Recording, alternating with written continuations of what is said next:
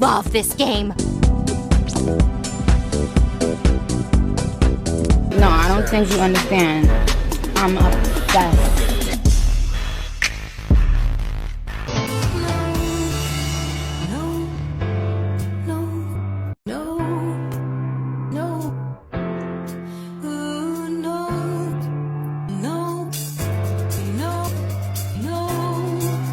I got 3 looks, and that's it. Yeah. Could I interest you in everything, all of the time? A little bit of everything, all of the time. Well, look who's inside again. CEO, entrepreneur, born in 1964. I am not addicted to caffeine. It's just that when I don't have it, I'm unpleasant to be around, and my head throbs like it's full of bees and witchcraft. I'm thirsty. It's a hard knock life for us. It's a hard knock life for us. Static treated, we get shit. Static business, we get kicked. What's the difference between ADHD and ADD? Spoiler alert, it's nothing.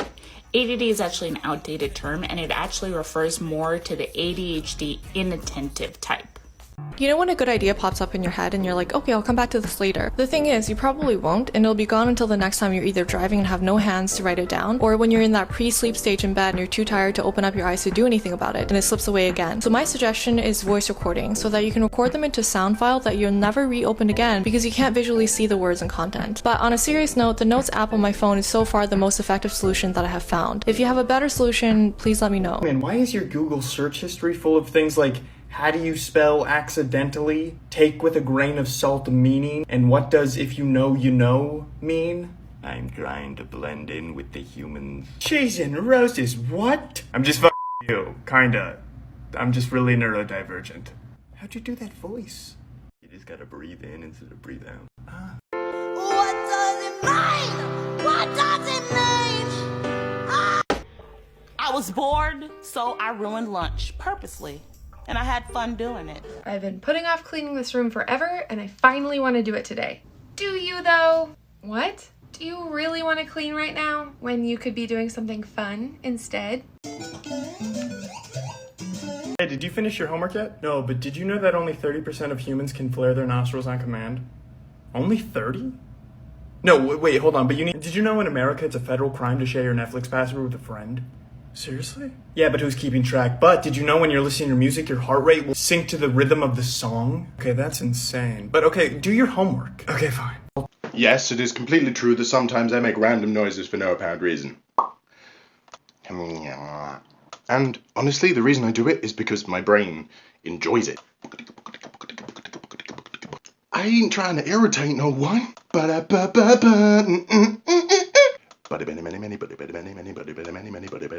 My brain is just having fun half the time. I don't even know I'm doing it myself. There are sometimes noises that I make that catch me off guard.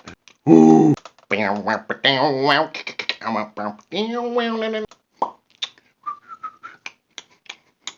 And these noises sound so much cooler in my head.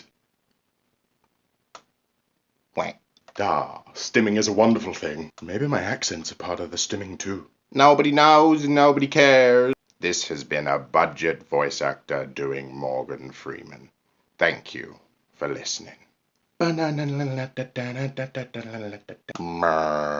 Hi, I'm just here to remind you that the dumbest guy in med school still probably has the word doctor in front of his name. Always check your sources. Goodbye. So, correct me if I'm wrong, but today,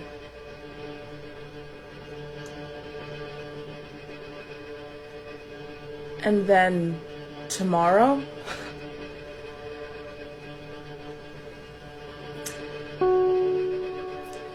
and the day after that. Can we talk about sound sensitivity? There was a dripping outside my window. It rained last night.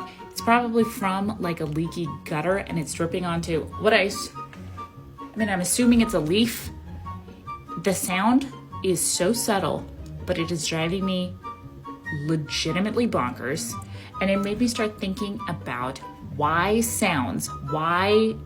smells, why tastes, why small little sensory inputs can be so insanely maddening. It's because our brains are so busy, so hyperactive, that any sort of additional input just adds even more noise to the space, and sometimes you hyperfixate on that, and then that's all you can think about or do, and you have to kind of resolve it before you can get to anything else. That is my theory. Do you actually know how to read other people's emotions, or did you grow up in a household where you had to pick up on things like stress and frustration and learn to avoid those people who are feeling those emotions so that you wouldn't be punished for getting in their way? I wish we talked more about how hard it is to maintain friendships when you have ADHD, especially if that friend is far away. We have trouble managing the objects that are physically around us. It can be nearly impossible to remember that this abstract concept of friendship exists between us and another person, especially if you struggle with object constancy and emotional permanence, struggles that often come with being neurodivergent. Because half the time, if I do remember a friend I haven't talked to in a while, it's just to wonder whether or not they still like me, or if they're mad at me for not having talked to them for so long. So quick PSA, if you're the ADHD person struggling to maintain a friendship, they still like you and they'd love to hear from you. And if you're the friend, it's not personal. We're sorry. If you love somebody with a neurodivergency like ADHD or autism, I have some advice for you. And it's not fun advice, but it's advice that might quite literally save a life someday. Familiarize yourself with the uncommon symptoms of depression. Depression affects neurodivergent people at a much higher rate. About 30% of people with ADHD struggle with depression, and that number jumps to 40% in autistic individuals. So statistically, if you have a neurodivergency, you're about 3 to 4 times more likely to have depression than a neurotypical person. But depression doesn't look the same on everybody.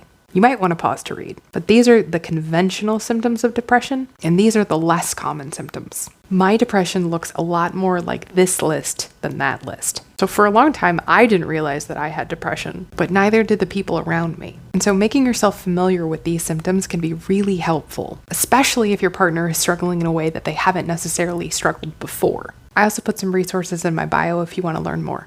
If you have ADHD, try to make your solutions to problems one breath long. For example, you can't see, but I just took my pants off. And in as much time as it would have taken me to throw them on the floor, I put them on this here hook. It was like a, oh! Try to make the good habit just as easy as the bad habit.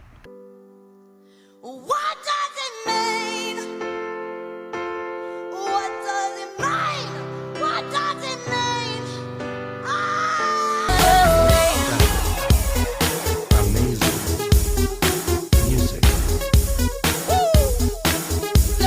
I want you to stitch this and show me your latest obsession. I'm off to do a new hobby, but I can't tell you about it. I just can't. I would love to. It's quite interesting. But the same impulsivity that caused me to have a hawk-like grip on this new thing that I'm really interested in is the same impulsivity that's wanting me to go out there and tell the entire world that this is now what I'm doing. This is the direction that Dave is headed. This is the new passion that Dave has discovered. And if I do that, I will not do the thing now. And I don't know if that's my brain trying to spite me for some reason. Like, if you're going to tell everybody, then fine, we're just not going to do it. Or maybe it's like the pressure of knowing that everybody knows that I'm doing the thing now, and it's no longer interesting to me after that amount of time has passed. You know how hard it is to buy a gift for me? Dave, I thought you were into that thing. Dave, I thought you were into that thing. I'm sorry, that was like 2 months ago. I should have told you. I really apologize. I have to do all those things alone, because if I express it out loud, then it just vanishes into thin air. And as fun as the video was, I'm off to do a new hobby. There is a lot of downsides to that. Because you have to keep a lot of that stuff internalized, because if you talk about it, then it's going to just fly out of the window. So you do a lot of stuff alone until it locks itself in, and you know it's going to be around for a while, and you feel like you can't share stuff with people because people are tired of hearing you say that you're going to do new things and that this is your new thing that you're going to do, and everyone's like, all right, Dave, I guess that's what you're going to do now. And it's like you begin to feel like people don't take you seriously because you're trying desperately to make sure that you involve yourself in a passion and find something that you can spend time on, but you're just a constant broken record of new things that you're going to try. So you can't tell people because they won't find it interesting. You won't find it interesting, so you just have to do it by yourself. By the way, I really love your content. I just found you and it's like, so good. But I just talked about it, so I'm sure I'll never see you again. Provide loving, overlooked and unappreciated. You see, you can reciprocate. I got delicious taste you need. ADHD people,